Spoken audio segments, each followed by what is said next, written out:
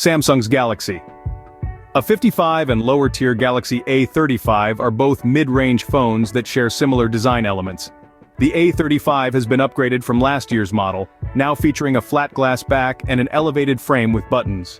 Both phones are equipped with IP67 rated ingress protection against dust and water. In terms of display, both the Galaxy A55 and A35 sport a 6.6-inch OLED display with 1080p resolution, 120Hz refresh rate, and Gorilla Glass Victus Plus protection.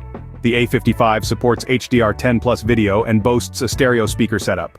Both phones operate on Samsung's latest One UI, providing the same software experience, OS updates, and security patches. The A55 is powered by the Exynos 1380 chipset, while the A35 utilizes the newer Exynos 1480. The A55 offers better battery life, lasting 13 hours and 27 minutes under active use, while the A35 takes longer to charge.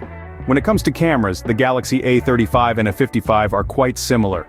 The A55 features a 50-megapixel main camera, an 8-megapixel ultra-wide camera, and a 5-megapixel macro camera. Both phones capture similar photos with the same processing and colors, but the A55 excels in wider field of view and nighttime photography. Additionally, the A55 outperforms in 4K video recording, providing sharper and livelier videos from the main camera and supporting 4K recording on the ultra-wide camera.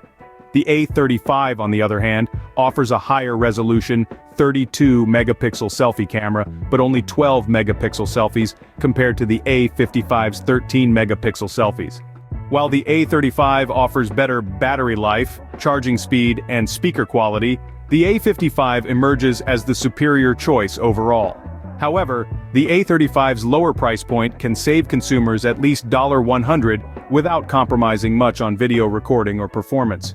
Ultimately, the Galaxy A55 is the clear winner, but the A35 may be a suitable option for those looking to save money.